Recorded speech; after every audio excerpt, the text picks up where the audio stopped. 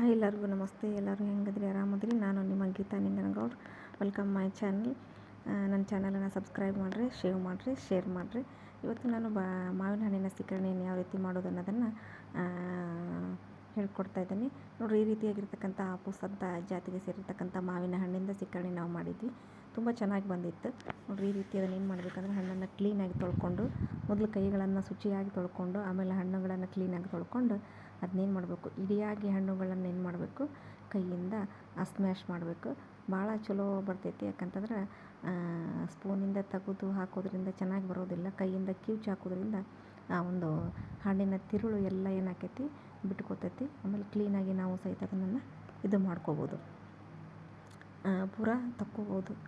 ನೋಡಿರಿ ಯಾವ ರೀತಿ ರಸ ತುಂಬೈತಿ ಅಂತ ಹೇಳಿದ್ರೆ ಭಾಳ ಚಲೋ ಇದು ಹಣ್ಣು. ಈ ಗಿಡದಲ್ಲೇ ಆಗಿರ್ತಕ್ಕಂಥ ಹಣ್ಣುಗಳಿವು.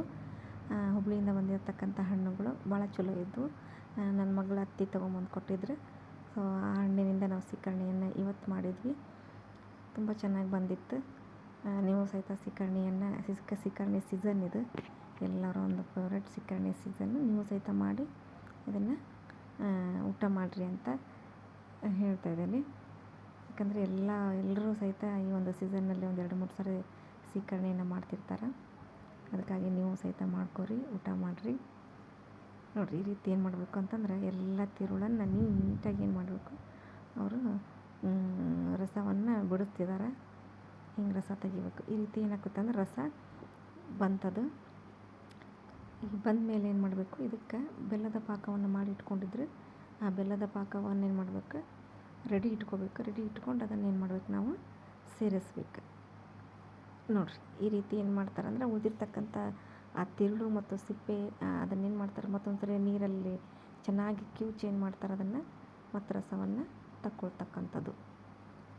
ಈ ರೀತಿ ಏನು ಮಾಡಬೇಕು, ಕ್ಲೀನಾಗಿ ತಗೋಬೇಕು. ಈಗ ಆ ಒಂದು ಬೆಲ್ಲದ ಪಾಕಕ್ಕೆ ಏನು ಮಾಡ್ತಾರೆ, ಈ ಒಂದು ರಸಾಯನವನ್ನು ಸೇರಿಸ್ತಾ ಇದ್ದಾರೆ. ನೋಡಿರಿ, ಭಾಳ ಗಟ್ಟಿಯಾಗಿ ಬಂದಿತ್ತು.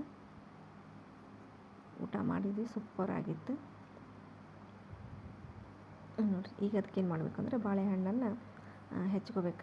ಸಣ್ಣಗೆ ಹೆಚ್ಕೊಂಡು ಕೂಡಿಸ್ಬೇಕು. ಆಪ್ಷನಲ್ ಇದೆ, ಬೇಕಂದ್ರೆ ಹೆಚ್ಕೋಬೋದು, ಬೇಡ ಅಂದರೆ ಪ್ಯೂವರಾಗಿ ನಾವು ಮಾವಿನ ಹಣ್ಣಿನ ಸೀಕರಣೆಯನ್ನು ಕೂಡ ಮಾಡ್ಕೋಬೋದು. ನೋಡಿರಿ, ಈ ರೀತಿ ಏನಾಯ್ತು ಅಂದರೆ ಮಾವಿನ ಹಣ್ಣು ಸೀಕರಣೆಯನ್ನು ಮಾಡಿದ್ವಿ. ಈಗ ಅದನ್ನು ಏನು ಮಾಡಬೇಕು, ಎರಡನ್ನು ಕೂಡಿಸ್ಕೋಬೇಕು. ಹಣ್ಣಿನ ರಸ ಮತ್ತು ಮಾವಿನ ಹಣ್ಣನ್ನು ಕಟ್ ಮಾಡಿರ್ತಕ್ಕಂಥ ಮಾವಿನ, ಇದಕ್ಕೆ ಬೇಕಂದ್ರೆ ನಾವು ಡ್ರೈ ಫ್ರೂಟ್ಸನ್ನು ಹಾಕ್ಕೋಬೋದು, ದ್ರಾಕ್ಷಿ ಹಣ್ಣನ್ನು ಹಾಕ್ಕೋಬೋದು, ದಾಳಿಂಬೆ ಹಣ್ಣನ್ನು ಹಾಕ್ಕೋಬೋದು. ಆದರೆ ಒರಿಜಿನಲ್ ಮಾವಿನ ಹಣ್ಣಿನ ಸೀಕರಣೆ ಅಂದರೆ ಮಾವಿನ ಹಣ್ಣು, ಬಾಳೆಹಣ್ಣು ಅಷ್ಟೇ ಇರ್ತೈತಿ, ಮತ್ತೇನೂ ಇರೋದಿಲ್ಲ. ನೋಡಿರಿ, ಈ ರೀತಿ ಅದನ್ನು ಏನು ಮಾಡಬೇಕು, ಕೈ ಆಡಿಸ್ಬೇಕು. ಅಂದರೆ ನೀಟಾಗಿ ಬಾಳೆಹಣ್ಣು ಸಹಿತ ಅದರೊಳಗೆ ಏನಾಗ್ತೈತಿ, ಮಿಕ್ಸ್ ಆಗ್ತೈತಿ ಅಂಥೇಳಿ. ನೋಡಿರಿ, ಯಾವುದೇ ರೀತಿ ನೀರನ್ನು ನಾವು ಕೂಡಿಸ್ಲಿಲ್ಲ. ಕೇವಲ ರಸ ಮತ್ತು ಬೆಲ್ಲದ ರಸ ಮತ್ತು ಮಾವಿನ ಹಣ್ಣಿನ ರಸ.